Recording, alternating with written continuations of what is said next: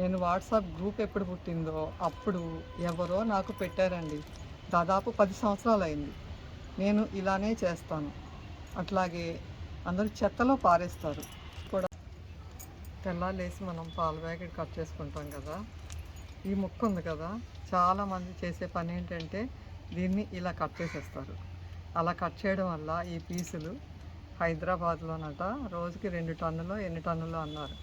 ఇంకా ఇండియా మొత్తం అయితే ఎంత అవుతాయి, ఇంకా మన వైజాగ్ అయితే ఎంత అవుతాయి.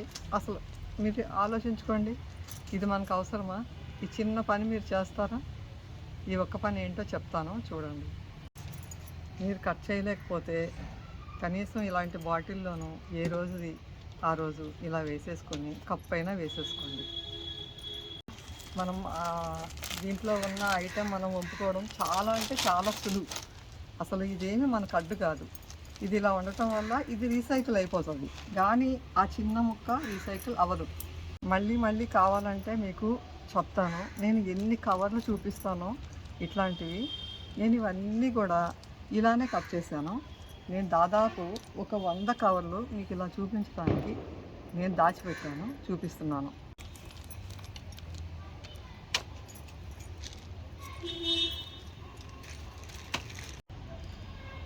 ఇది ఎంత సులువంటే చాలా చాలా సులువండి. అసలు ఎందుకు తెలియదు మీకు, కాబట్టి మీకు సులువుగా ఉందేమో. మేము కత్తిరి కాదు చాకు ఉపయోగిస్తామన్నారు అనుకోండి, సరే చాకుతో కూడా నేను కట్ చేసి చూపిస్తాను. ఉందనుకోండి, జాగ్రత్తగా పట్టుకోండి, దాన్ని ఇలా అనండి. అన్న తర్వాత అయిందా లేదా మీరు గమనించండి. ఎక్కడైనా ఈ పీస్ మీకు కట్ అయిందా? దీని నుంచే మీరు ఇలా పంపండి, ఆ పని చెయ్యండి. మనం గవర్నమెంట్కి అంటే మన శుభ్రత మనకే కావాలి. మనం ఇండియాలోనే పుట్టాం కదా, ఇక్కడే సస్తాం. మన ఇండియాని మనం ఎందుకు పాడు చేసుకోవాలి చెప్పండి.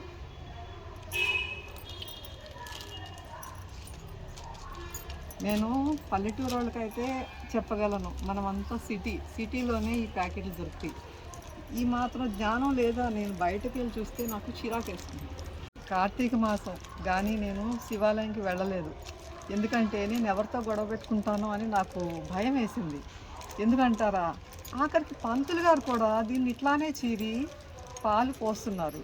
అలాంటప్పుడు కనీసం ఆ పక్కన ఒక బాటిల్ పెట్టుకొని, అంటే ఎవరైనా సరే బాబు ఇలా తీసి కనీసం ఈ పీసు పక్కన పెట్టరా అని అనట్లేదు. నాకు ఒకవేళ గబుకున్న పంతులు గారితో గొడవ పెట్టుకుంటానో లేకపోతే మిగతా వాళ్ళతో ఏమైనా గొడవ పెట్టుకుంటానేమో భయం వేసి నేను దేవాలయం కూడా వెళ్ళటం మానేసాను. ఏదైనా సరే ఈవెన్ పాల ప్యాకెటే అవసరం లేదు, నేను మిగతావన్నీ కూడా చూసారా, ఇవైనా సరే పప్పులు కవర్లు ఇవైనా సరే నేను ఇలానే చేస్తాను. ఒకవేళ చేయలేకపోతే మీరు చేయలేము, ఓకే, దట్స్ ఓకే.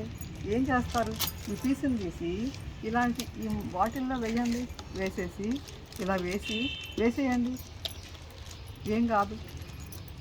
ఇదే రీసైకిల్ చేసుకుంటారు తర్వాత వాళ్ళు.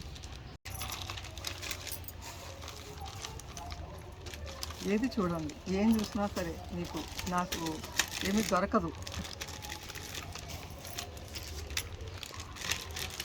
నాకు నా వీడియో లైక్ చేయమని కాదు, మీరు ఇది ఇంకొకరికి షేర్ చేయండి. ఎందుకంటే ఇది మిగతా వాళ్ళు కూడా నేర్చుకోవాలి. నాతో పోవడం కాదు, మీరు చూసి ఊరుకోవడం కాదు, మీరు మిగతా వాళ్ళు చూడాలి, వాళ్ళకి చెప్పాలి. ఒక్కసారి ఇంగు ప్యాకెట్ కూడా నాకు ఎక్కువ ఇంగు కొనుక్కుని అదంతా కొంచెం వేయించుకుని దాన్ని మిక్సీలో వేసి పొడి చేసుకోవడం అలవాటు. అంటే నేను ఇప్పుడు ఈ పీస్ మాత్రం నేను వదిలేయండి, ఇట్లా వేస్తాను. చూడండి, ఏవి చూసినా మీకు ఇవే కనపడతాయి. తర్వాత మీరు ట్రాష్లో వేయకండి, ఇవన్నీ రీసైకిల్ కాబట్టి విడిగా ఇవ్వండి. ఆడు తడి చెత్త పొడి చెత్త వేరు చెయ్యండి అని గొంతు చించుకొని వాడు అరుస్తూ ఉంటాడు. మనం మాత్రం మొత్తం కలిపి ఒక దానిలోనే వేస్తాం. మా లక్ష్మి మంచిదండి, నేను ఎలా చెప్తే అలా వింటది. ఎవరికి ఇంత మంచి వాళ్ళు దొరుకుతారు, పని మనిషి అని అనడానికి కూడా నాకు ఇష్టం.